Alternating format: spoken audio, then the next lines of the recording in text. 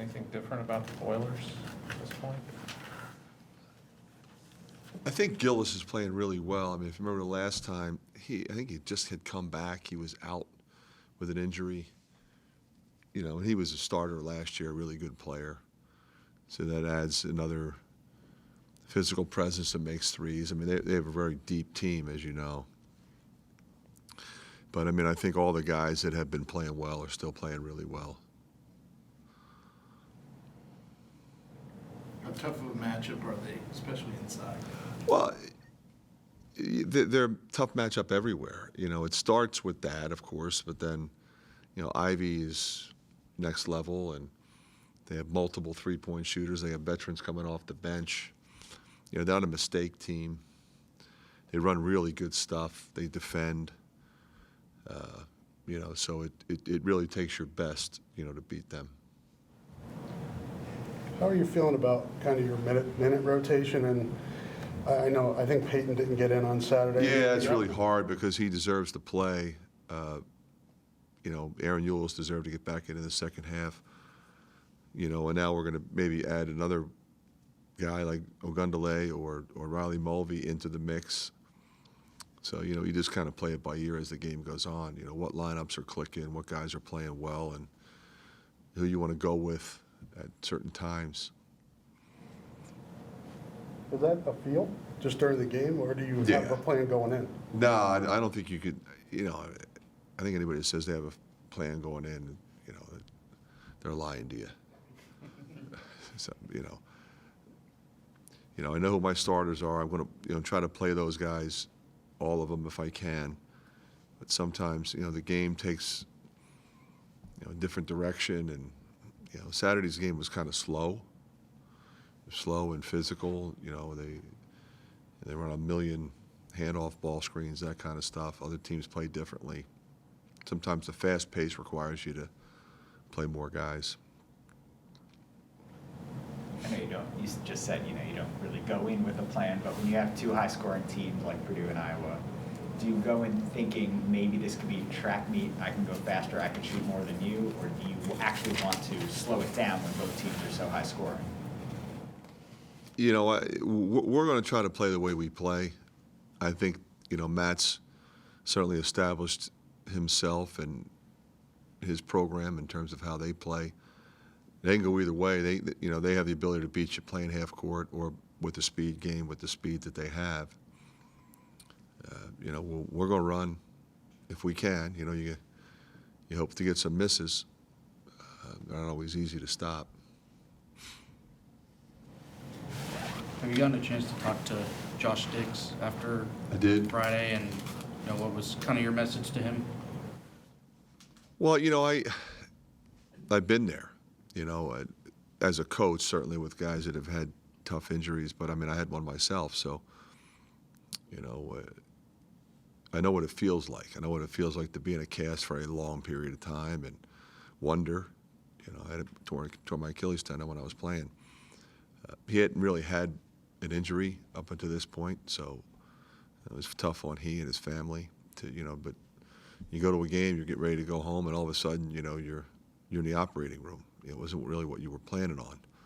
But he's a really tough kid, and his family is awesome. You know, they've been great. Surgery went well, so I have complete confidence he'll be back.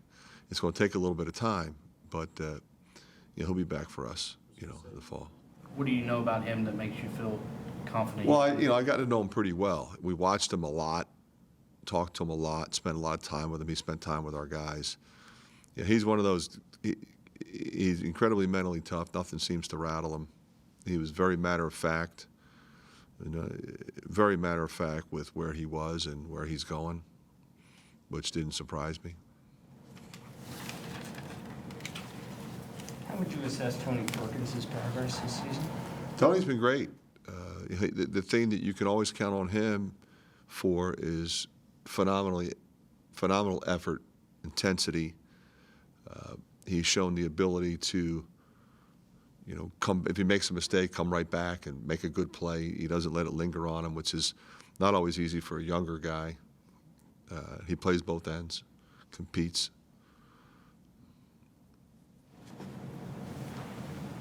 When you're coming back around and playing a team for the second time, and there's been some time between that first matchup, how, and obviously Keegan didn't play in the first matchup, but how valuable or not valuable is that first film?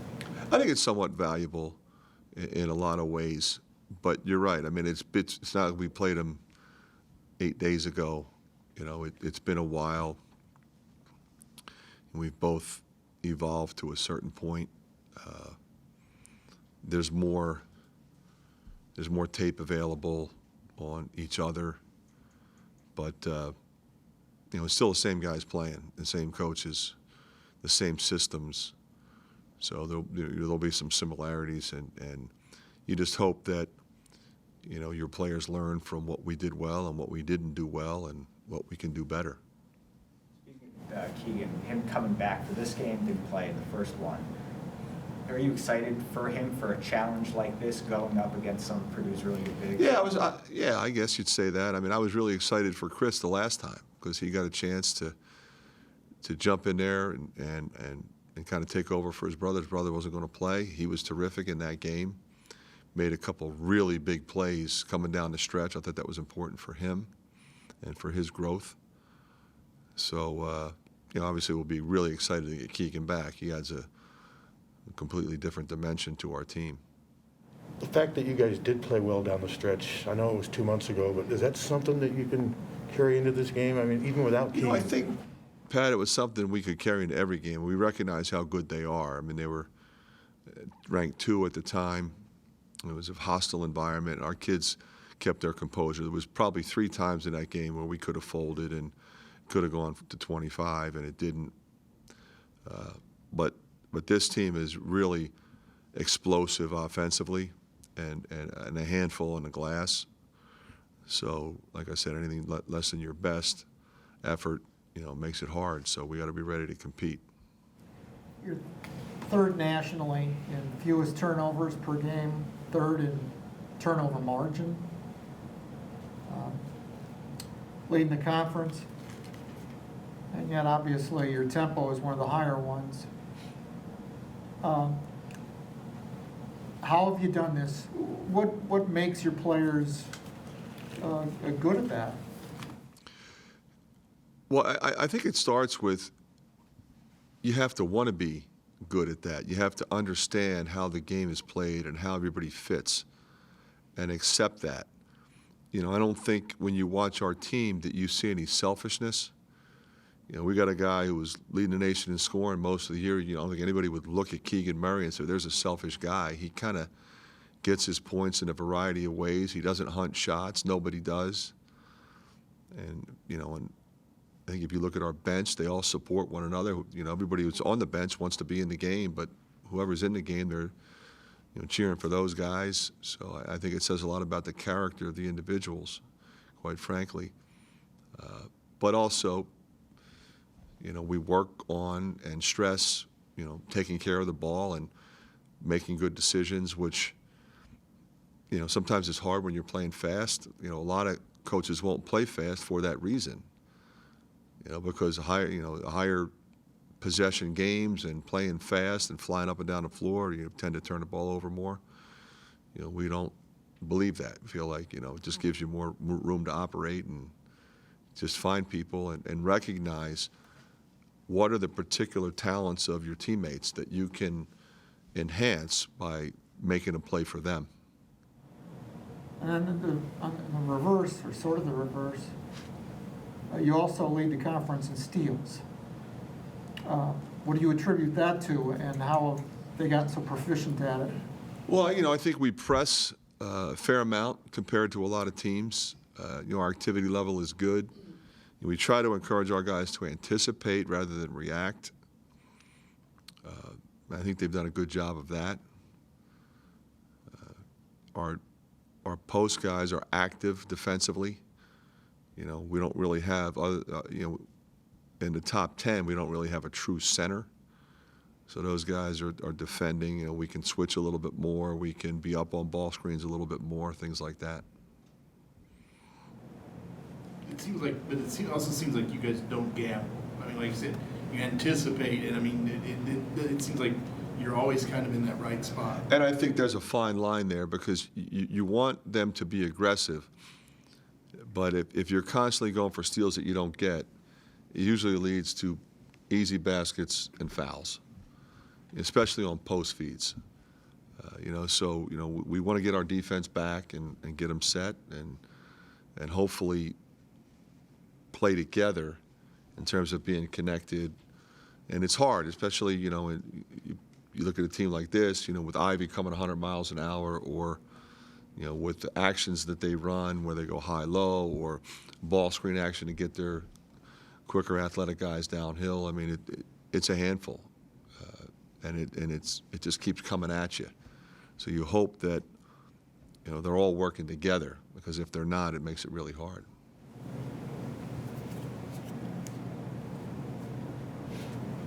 Okay. Thanks, Frank. Thanks.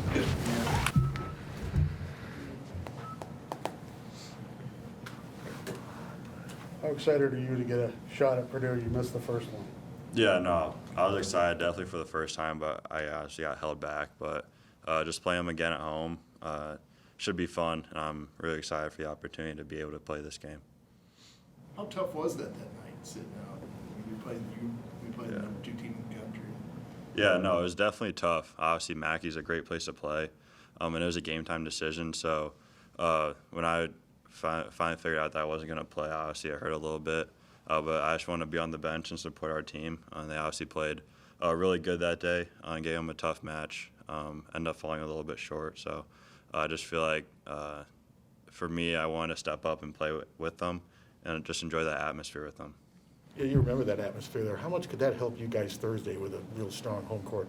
Yeah, big no. crowd? Yeah, for sure. No, we know we can compete with them. And we know that that's probably one of the toughest places to play. So for us to get a good crowd there on Thursday night will be big for us, just like when we played there. And that'll just drive us even more to have the support of our fans to show up and root us on. Is there anything you can learn just sitting and watching that game that you can take into Thursday?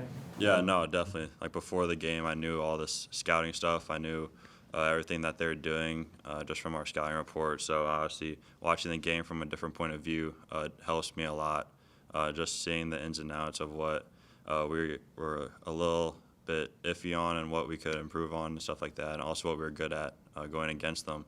And just I feel like I can learn a lot from that. Obviously, to be on the court, you learn a lot more, getting a first-hand experience. But obviously, I learned a little bit from being on the bench. As a competitor, would you prefer that Ivy skip another game, or would you rather go against Purdue at full strength? Obviously, I want to go against Purdue at full strength. They're one of the best teams in the country, and just getting their best shot at home is something that I really look forward to. And obviously, he's a great player. In the Big Ten, he's had a really good season, and just obviously you want him to be healthy first and foremost. So if he's healthy and ready to go, that'll be good for them, and obviously we want their best shot. So. To like contending with the 7'4" guy around the rim. Yeah, no, it's obviously different. It's unique, and he's really skilled too. So that creates a different factor in that itself. But obviously, you have to game plan around that on offense and defense. But obviously, it's definitely a unique matchup. Purdue presents a challenge on defense. You're going to be asked to guard one of the best three-point shooters in the Big Ten and then 2 of the best big men in the Big Ten. Yeah. What about that particular challenge stands out to you? Yeah, no, they're an extremely versatile team. They really don't have any weaknesses on either side of the ball. And obviously, Stefanovic, he's a great shooter, and they have 2 really good big men and an athletic wing. So that just presents a challenge for us. We're ready for the challenge. We're not going to back down from any of that, any of them, and we're just going to go out there, give it our best shot, and our efforts can be there for sure. Why and how is your team among the very best in the nation in fewest turnovers, turnover margin, all that stuff? Yeah, I just think it comes with our pace. Obviously, we try not to get sped up a little too much in the game. Obviously, we want to play fast, but you also have to take care of the ball and secure the ball. That just is a relation to our turnover numbers. We've obviously had really low numbers, and that's helped us in a lot of the games. Not turning the ball over late, and just being able to hold the ball and keep possession of the ball really helps you win games. Coaches in this league are really good at scouting. Have you noticed recently anything different, the way you're being defended?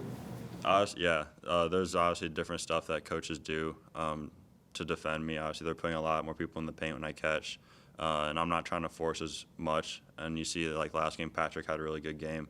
And just it's not about me scoring; it's about other guys getting involved, and that helps us win games. If we're more spread out through our port margin, other guys are hitting shots on the outside, getting to the basket and stuff like that. That only helps our team even more. So whatever I can do to get more guys involved is what I'll do.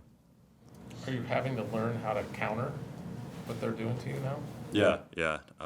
There's obviously things that you can do differently depending on what that team's doing. Every game's not going to be the same, so you have to just get a feel for what's going on in the game, what their scouting report is, and just learn from that during the game. And that's something that I'm still getting used to, but I feel like I'm doing a pretty good job at. Is that something you do, or is that something the coaches are telling you, hey, they're doing this to you now, so do this? It's everyone. It's me noticing stuff on the court. It's the coaches, and it's also some of our players, some of our older guys that have been there before that are telling me different things that they're seeing on the court and that what I can do and stuff like that to get open looks or try and get other guys involved. Thanks, Keegan. Thank you.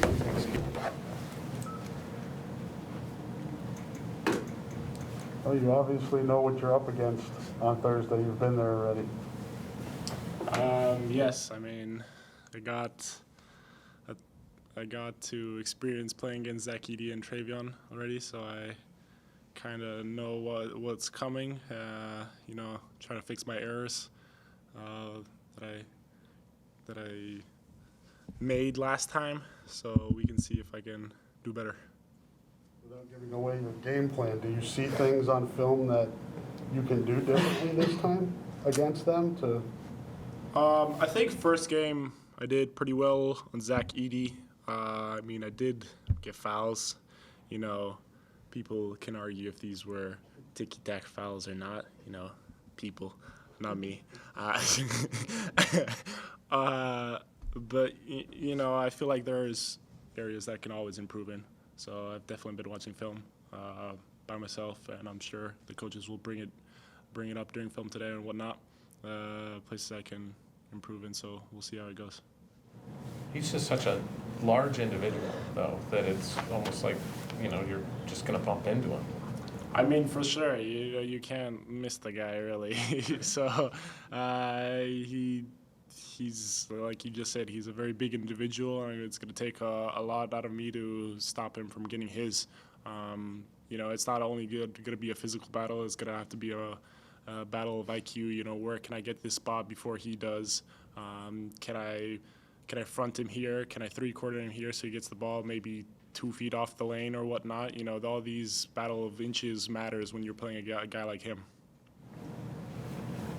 I hope I'm not grasping at straws here, but do you have any sort of relationship or know of Stefanovic, both of you with blood in Serbia and Eastern Europe? Yes, so I actually have. I've met Stasa before. It was when I was in high school. He was also in high school. We were playing we weren't playing, but it was a national team camp for Serbia for the Student Olympic Games. And we were in Denver, Colorado, and both of us got invited, and everyone else was a college player. So we were only like 2 out of 3 or 4 high school guys there. And so I got to meet him there, and, we talked a lot. And then my godfather also knows his father. So we know of each other. I talked to him during the game the last time we played, and it's cool to see another fellow Serbian doing really well in college basketball. As daunting as the challenge is as a competitor, how excited and anticipated are you to get another crack at a matchup like that? I'm always excited. That's the competitiveness in me. I feel like last game I felt like we kind of had them. It was a very close game until the end, and then I fouled out, and that just irritates me as a player and as a competitor. I'm itching, scratching to get another chance to play these guys. You know, so I'm very excited, and now we're doing it at home, and so hopefully we can walk out here with a win.